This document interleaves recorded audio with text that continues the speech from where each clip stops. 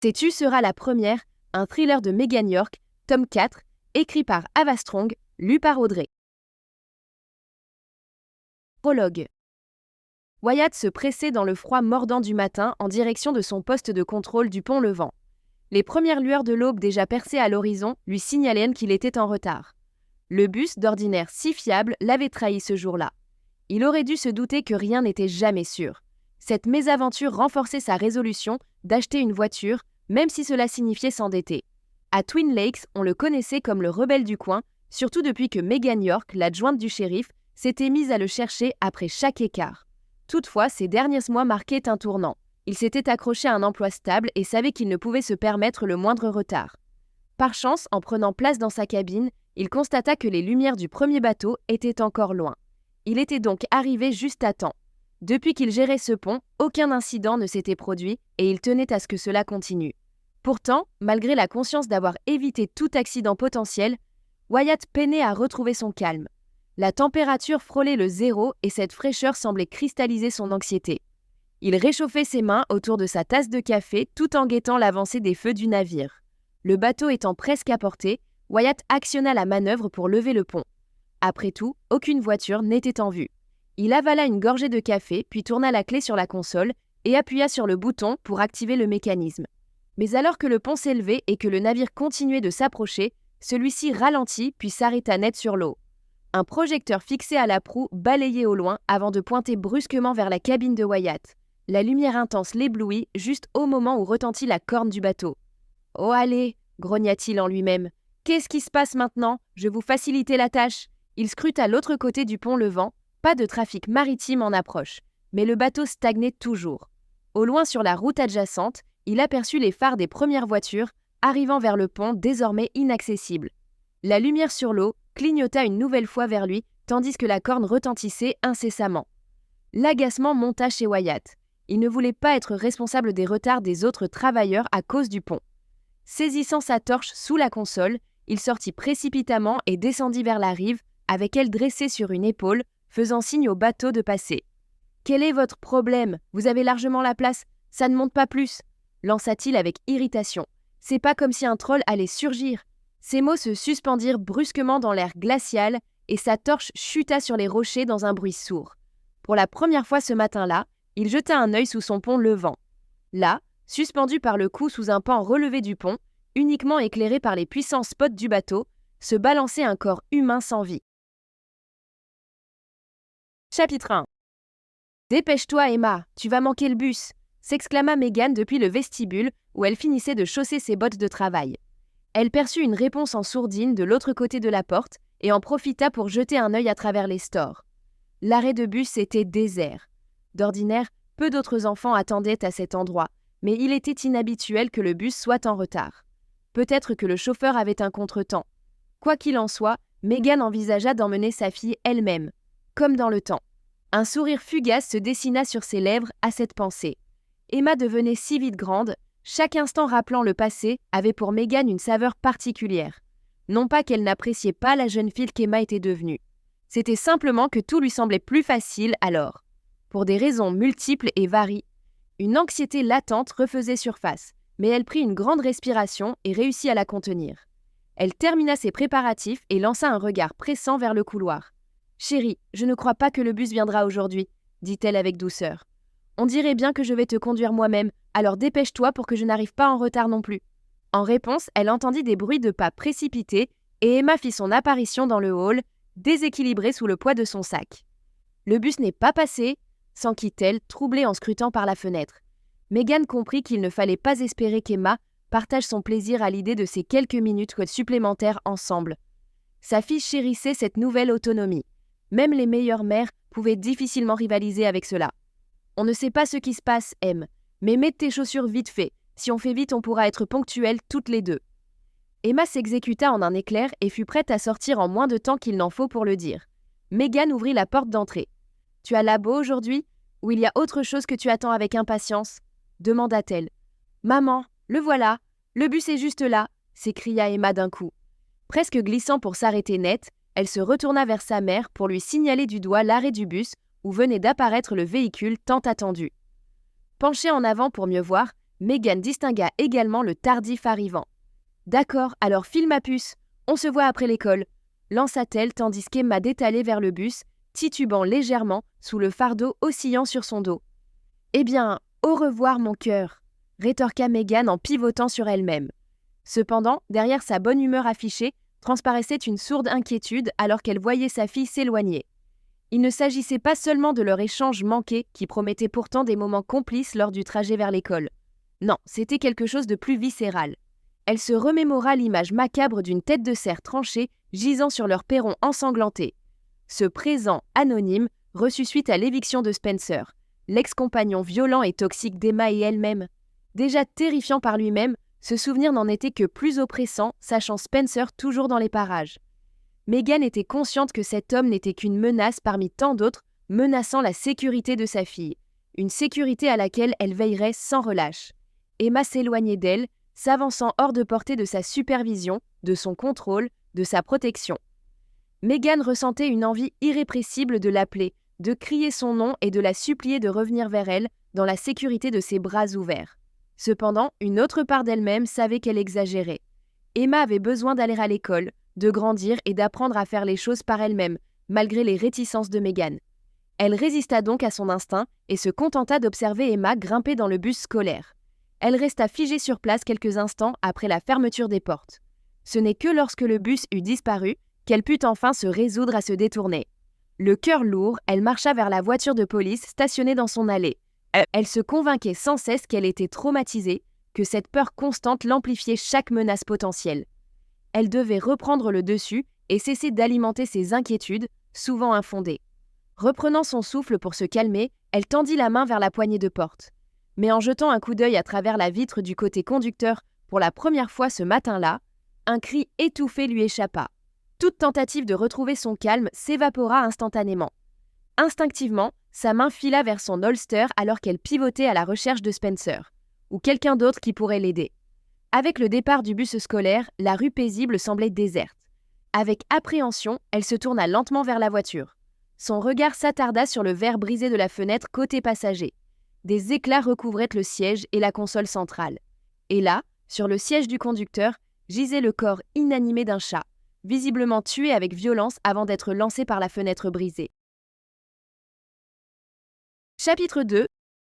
Meghan gara précipitamment sa voiture devant l'entrepôt à Millerville et sortit enfin du véhicule en évitant soigneusement le siège couvert d'une substance raide, écaillée par le sang séché. En se dirigeant vers l'entrée de l'entrepôt, elle essuya machinalement son pantalon là où un résidu poussiéreux s'était déposé. Sa nausée contenue ne faisait qu'attiser sa colère qui montait en puissance alors qu'elle marchait déterminée vers l'entrepôt. Frôlant du bout des doigts, protégée par un film plastique la poignée sale, elle songea qu'elle aurait dû envoyer un message à Lachlan pour s'excuser et justifier son retard au travail ce matin-là. Mais emportée par une rage aveuglante, elle douta être capable de rester courtoise avec Lachlan ou quiconque à ce moment précis. Elle entra brusquement dans l'entrepôt comme une tornade. Un homme assis près du bureau près de l'entrée releva les yeux avec surprise. « Lieutenant York, quel bon vent vous amène ?» lança Jonathan avec un sourire en esquissant un mouvement pour se lever. Mais Meghan lui accorda à peine un regard furtif. La présence du chef d'équipe confirmait au moins qu'elle n'avait pas mélancolé les jours. Elle n'était cependant pas disposée aux politesses. Après avoir scrupéré pendant un instant le sol jonché çà et là par divers objets, elle repéra Spencer qui chargeait une palette sur une remorque au niveau des quais chargement. Sans vraiment en prendre conscience, elle accourut rapidement vers lui. Spencer ne remarqua son arrivée que lorsqu'elle fut presque sur lui. « Oh, Meghan, Qu'est-ce que tu crois faire, bon sang ?» explosa-t-elle en invadant son espace personnel et le forçant à reculer sous l'effet de surprise. « Tu es complètement dingue, tu sais, tu devrais être enfermée. »« Meghan, de quoi tu parles ?» demanda Spencer, jetant des regards inquiets autour de lui. L'attention des ouvriers de l'entrepôt à proximité n'échappait pas à Meghan, mais elle les trouvait facilement négligeables en cet instant précis. « Je parle du cerf, ça c'est une chose. On peut chasser un cerf.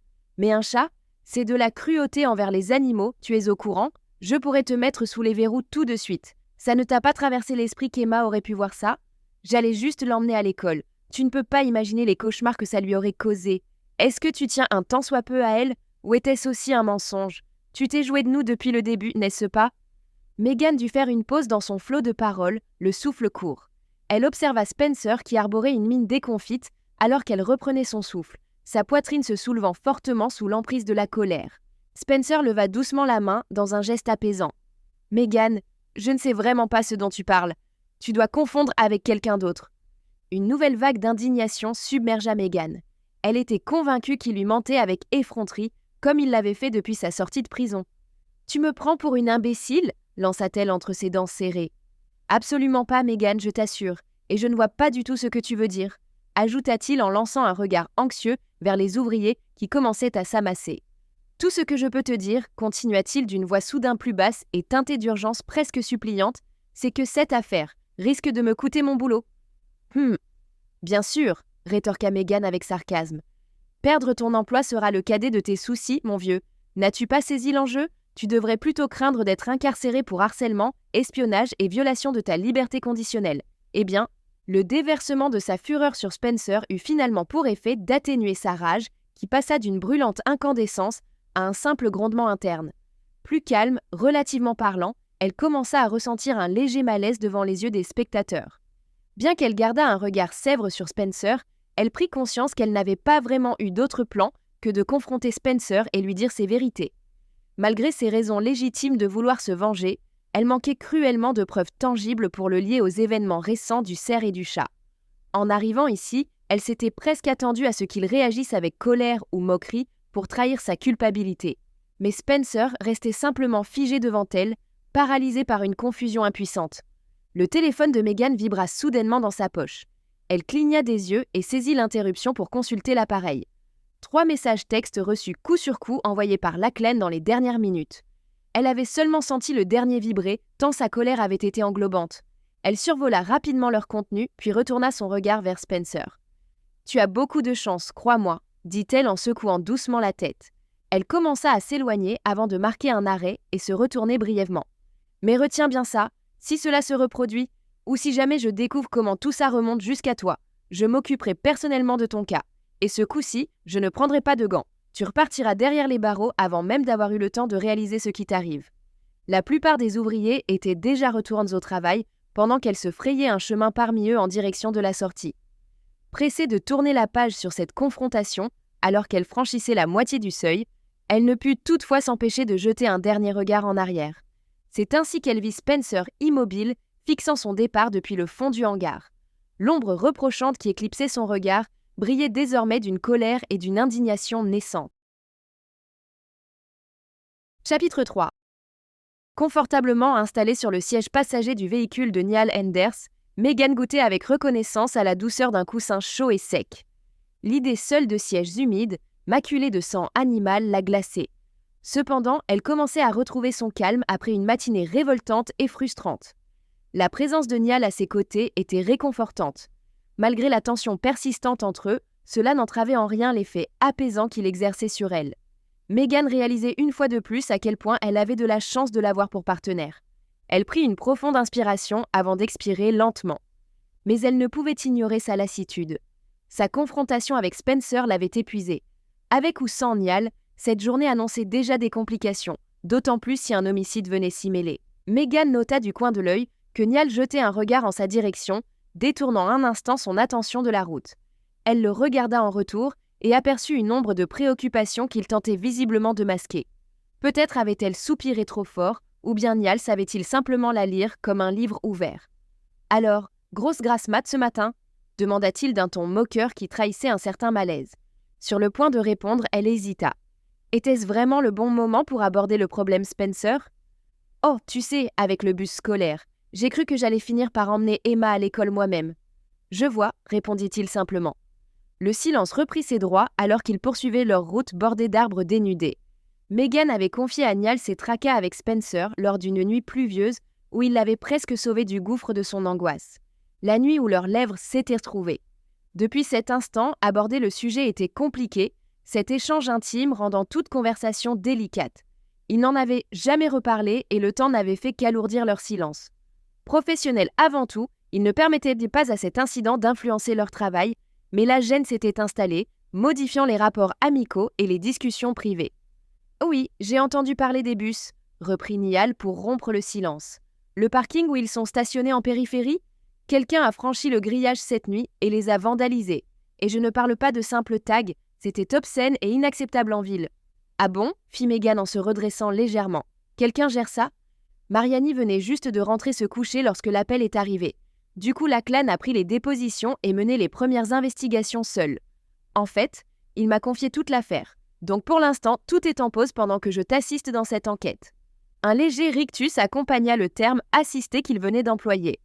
D'accord, c'est peut-être secondaire, mais je veux y jeter un œil attentif. J'ai une intuition là-dessus. Entendu, fit-il en acquiesçant d'un signe de tête. Ils échangèrent un regard fugace. Mais reporter cela est sans aucun doute judicieux, ajouta-t-elle précipitamment en fixant la boîte à gants. Si on est confronté à plus qu'un simple accident, c'est assurément plus sérieux. Ouais, c'est assez clair, insista Niall. Megan leva les yeux vers le pare-brise. Il venait d'aborder le dernier tournant avant la rivière et son pont à bascule. Niall ralentit la voiture de patrouille alors qu'il détaillait la scène. 3 bateaux patientaient, bloqués devant le pont relevé. La cause de l'obstruction était on ne peut plus évidente, un corps inanimé, suspendu sous le pont par une corde autour du cou. Megan remarqua aussi un remorqueur arrimé sous le pont à bascule.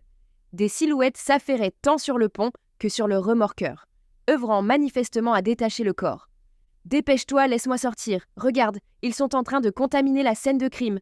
s'écria Megan avec empressement.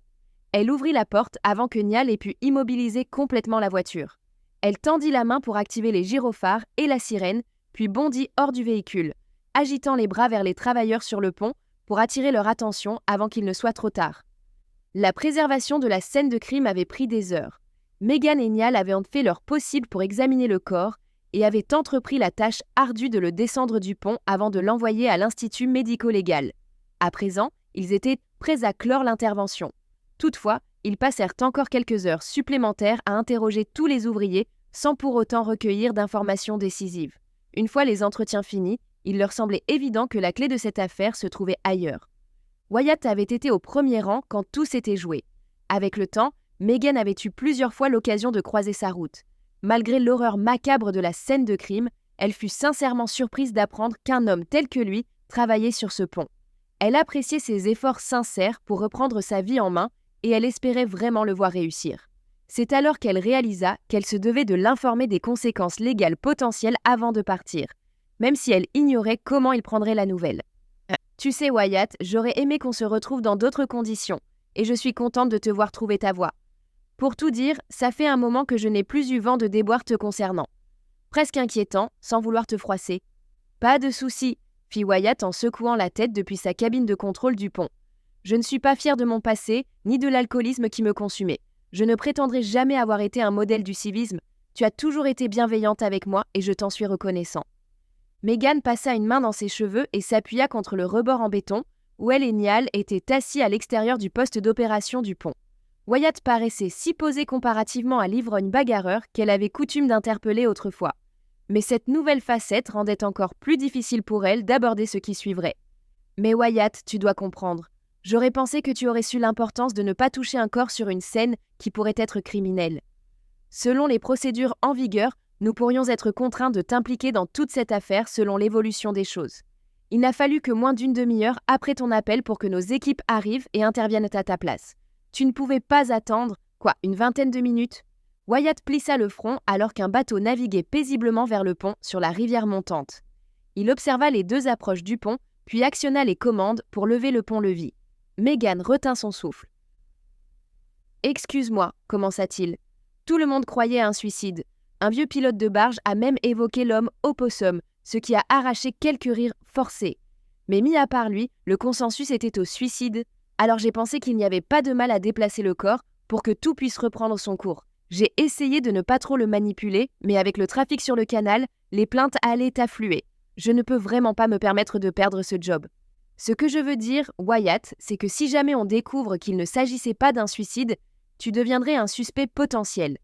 Avec tes empreintes et ton travail près du pont où s'est produit l'incident. » À sa grande satisfaction, il se contenta de hausser les épaules sans même se retourner. « Si ça doit arriver, alors soit. Je sais que tu ne porterais pas d'accusation sans preuve. J'ai eu la preuve de ton intégrité. Donc ça ne m'inquiète pas. Mais sincèrement, je regrette si j'ai compliqué les choses. » Le bateau glissa sous le pont et Wyatt remit en marche les commandes pour l'abaisser. 2 voitures dinosaures qui attendaient de l'autre côté s'élancèrent dès que les deux extrémités furent alignées. Megan soupira doucement. « Tu sais, murmura Niall, c'est toujours ça de gagner. Pas besoin de bloquer la route avec un ruban de police et d'organiser une déviation pour la circulation terrestre et fluviale. » Sans compter les plaintes habituelles dans ce genre de situation. Megan dut reconnaître que l'attitude détendue de Wyatt était un point positif imprévu. Elle se redressa lentement et observa Wyatt, qui se tenait toujours devant la console du pont. « Bien, d'accord, finit-elle par dire. Quoi qu'il en soit, je suis contente que tu sois sobre et en bonne santé. Merci Megan, je fais de mon mieux. À plus tard. » Elle lui jeta un dernier regard puis fit signe à Niall de la suivre vers leur voiture. « On a du pain sur la planche, n'est-ce pas ?» commenta Niall une fois hors de porte auditive. Il s'arrêta devant le siège conducteur et lança un regard à Megan par-dessus le toit du véhicule. « C'est plutôt calme ici d'habitude. Des actes de vandalisme ou un suicide isolé. Mais qu'en est-il des animaux morts déposés devant ma porte ?» pensa-t-elle sans rien dire. Elle l'interrogea du regard. « Tu penses à un suicide ? C'est ce que tu ressens ?» demanda-t-elle. « Attends, tu doutes du suicide ?» rétorqua-t-il surpris. « Je n'en suis pas certain, mais vu la façon dont il était suspendu… » Megan le fixa quelques instants. « Et ton instinct ?» insista-t-elle. Niall se tourna pour contempler une fois de plus le pont, plissant les sourcils dans une réflexion profonde. « Sincèrement, avant que tu n'en parles, cela ne m'avait pas effleuré l'esprit. Maintenant que tu le mentionnes, oui, nous avons déjà eu une affaire similaire récemment, non ? Sans lettre d'adieu retrouvée. Peut-être qu'on est face à quelque chose de plus complexe, surtout si la victime a été tuée avant d'être pendue. Comme la dernière fois ? Exactement, mais ça c'est juste du bon sens déductif. Ton intuition te guide vers quoi ? Niall esquissa un demi-sourire face au compliment et Megan fut soulagée que son propos soit bien accueilli. Tu as raison d'insister sur l'intuition et non seulement sur les preuves tangibles. Mon instinct me dit que ce n'est pas Wyatt, du moins. Même si on doit le mettre en garde à vue avec tout ce qui se passe. C'est étrange, je ne sais pas. Se tournant soudain vers Megan, il afficha un air résolu. Tu sais, le visage de la victime. Avec mon problème habituel face au corps, j'aurais dû pâlir rien qu'à la vue. Mais là, c'était différent, plus supportable. Il ne ressemblait pas aux autres qu'on a trouvés étranglés ou pendus. Ces victimes avaient tout un air torturé. Les yeux, la bouche, tout était déformé. Mais pas elle. Elle semblait tranquille. Ça pourrait être significatif, tu ne crois pas ? J'ai remarqué aussi, admit Megan. Cela peut être important ou non, mais ce ne sont que des déductions logiques, pas vraiment ton instinct. Peut-être que tu arrêtes d'écouter ton instinct quand tu te mets sérieusement au travail de détective, rétorqua Niall en haussant les épaules de nouveau. Puis il ouvrit la portière et s'installa au volant de la voiture. Megan fit de même. « Et au fait, Wyatt a dit quoi sur l'histoire de l'homme opossum ?» demanda-t-il en démarrant. « Oh, ça ? Une vieille légende urbaine qui racontait qu'un homme opossum hantait les ponts comme celui-ci. Elle circulait beaucoup il y a longtemps. Tu ne penses pas que… » Non, je suis d'accord avec toi. Parfois ces contes ont un fond de vérité. Mais cette légende est ancienne et oubliée, ça fait une éternité que personne n'en parle plus. L'homme opossum serait bien trop âgé s'il avait réellement existé et survivait encore pour commettre un meurtre aujourd'hui. Le vieux plaisantait sûrement. Marmonna Niall pensif. Cela dit, reprit Megan après un moment de silence, ça souligne quelque chose d'intéressant. Les légendes locales peuvent parfois refléter la réalité. Un policier venu d'ailleurs passerait à côté sans y prêter attention. On pourrait penser à un suicide, mais pour les affaires futures, on ferait bien de se renseigner sur les histoires et mythes locaux partagés entre habitants. On ne sait jamais quand quelqu'un a pu voir un vrai criminel mais l'a pris pour Bigfoot ou quelque chose du genre. « Laisse-moi faire ces entretiens quand le temps sera venu », répondit Niall avec une grimace dégoûtée. « Préfère affronter du concret plutôt qu'une ombre. » Megan lui sourit timidement en acquiesçant avant de se perdre dans ses pensées alors que la voiture roulait lentement. « Bon, de toute façon, nous ne pouvons rien faire tant que le médecin légiste n'a pas examiné le corps, » conclut-elle. Elle s'installa confortablement sur son siège et ajouta « On devrait y aller maintenant. Dépose-moi au poste et je prendrai le véhicule de Lachlan si jamais il m'appelle pour le rapport préliminaire. Pendant ce temps-là, tu pourras t'occuper des vandalismes. »« Entendu, » répondit-il en faisant demi-tour. « Mais au fait, qu'en est-il de ta voiture ?» Megan pinça sa lèvre inférieure, pesant ses mots sur la meilleure manière de gérer les choses efficacement. Elle envisagea un instant de dévoiler à Niall qu'elle était harcelée. Mais son téléphone se mit à vibrer, différant ainsi toute décision immédiate concernant cette question. Elle consulta son téléphone avant de relever les yeux vers Niall avec détermination. « En fait, les vandales peuvent patienter encore un peu, lança-t-elle abruptement. Le légiste nous demande de venir directement. »« Pourquoi ? Qu'est-ce qu'il s'est passé? Interrogea Niall en appuyant sur l'accélérateur par réflexe, tout en affichant une mine inquiète. Elle vient d'effectuer un examen préliminaire du corps, dit Meghan en consultant les messages. Mais elle est déjà convaincue qu'il y a plus qu'un simple suicide. Chapitre 4. Contemplant une seconde fois les traits figés du défunt, Meghan écoutait attentivement les conclusions du légiste. Son identité était toujours inconnue et l'urgence avec laquelle elle avait été convoquée présageait une découverte majeure. D'après les premiers éléments, tout indique que l'asphyxie est la cause de la mort, commenta le légiste d'une voix neutre. Quelques aspects ne collent pas tout à fait avec un décès de cette nature, mais rien n'écarte cette hypothèse non plus. Et d'autres concordent parfaitement. Les différences de pression sanguine au-dessus et en dessous du cou suggèrent que le cœur a continué de battre jusqu'à ce que la strangulation soit complète. Et puis là, « Attendez !» l'interrompit Meghan. Le légiste marqua une pause dans son geste pour retourner le corps. Nous espérons que vous avez apprécié cet aperçu. Pour continuer à écouter ce livre audio sur Google Play Livres, utilisez le lien dans la description de la vidéo.